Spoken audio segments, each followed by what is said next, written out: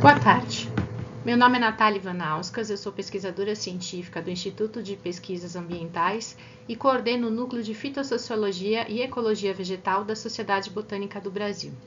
Essa mesa redonda é uma proposta do Núcleo para fomentar a avaliação de risco de colapso de ecossistemas brasileiros, a chamada Lista Vermelha de Ecossistemas. Eu inicio essa mesa redonda com uma breve introdução sobre o conceito da LVE, que é a abreviatura de Lista Vermelha de Ecossistemas. Os slides que eu vou apresentar integram um curso de capacitação que é oferecido pela IUCN para interessados em contribuir com uma LVE. Por que elaborar uma lista vermelha de ecossistemas? Assim como a lista de espécies ameaçadas de extinção, uma LVE apoia a conservação da gestão de recursos e a tomada de decisão, a fim de identificar os ecossistemas que apresentem maior risco de perda de sua biodiversidade. Essas são as categorias de risco de colapso de um ecossistema. Notem que elas são bastante similares àquelas que aplicamos para avaliação de risco de extinção de uma espécie.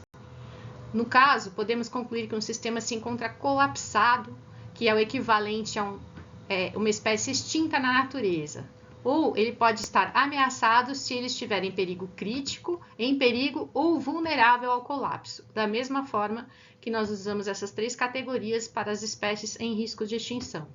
Também temos aqueles ecossistemas que podem estar quase ameaçados ou com preocupação menor, e ainda aqueles com dados insuficientes e a grande maioria como não avaliados. A IUCN tem como meta avaliar o risco de colapso de todos os ecossistemas em escala global até 2025, mas ela também apoia e fornece capacitação para parceiros em avaliações em escala nacional, subnacional ou local.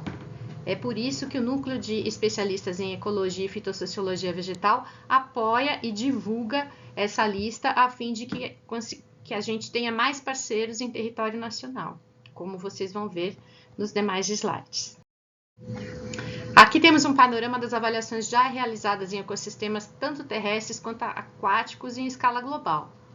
Notem que para a América do Sul, nós já temos uma avaliação em escala continental, e também uma avaliação que é esse pontinho preto que vocês veem ao sul, na região entre Brasil, Uruguai e Argentina, para ecossistemas de dunas.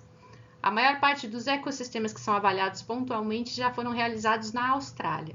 Então, você pode ter uma lista vermelha de ecossistemas tanto em escala global, em escala nacional, em escala subnacional ou em escala pontual.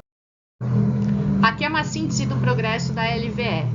Já temos 60 países com avaliações em escala nacional, 19 subnacionais e 4.279 ecossistemas avaliados.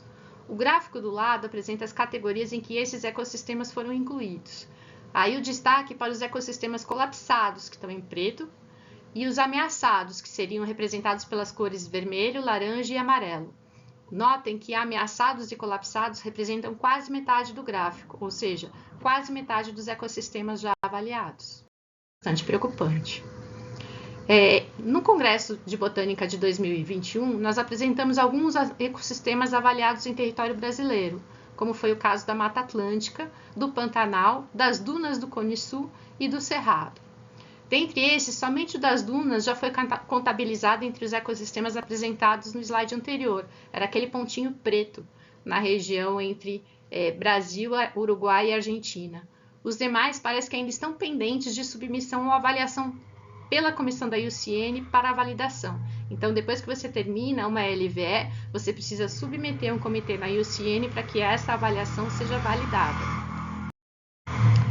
Esses ecossistemas deste slide, eles foram avaliados durante um treinamento realizado pela IUCN no Brasil. Foi um dos primeiros treinamentos em LVE, mas que eu saiba, eles também ainda não foram publicados. São os ecossistemas da Serra Geral na Bahia, que foi considerado em perigo, da Canga em Minas Gerais, também considerado em perigo, e na Bacia do Tapajós, 8 ecossistemas em perigo e 5 ecossistemas classificados como vulnerável ao colapso.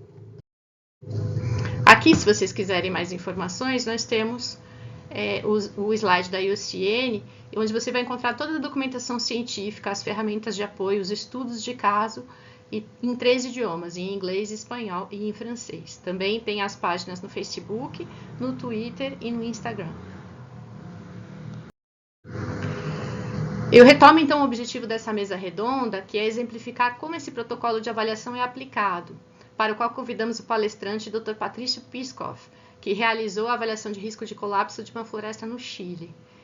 Em seguida, nós teremos a apresentação do Luan Lazarotto, que está concluindo seu mestrado, onde avaliou o risco de colapso de florestas nebulares nos aparatos da Serra Geral. Ao final das palestras, teremos um momento para perguntas e discussão. Agradeço aos palestrantes e aos congressistas presentes e daremos início à palestra do Patrício. Muito obrigada.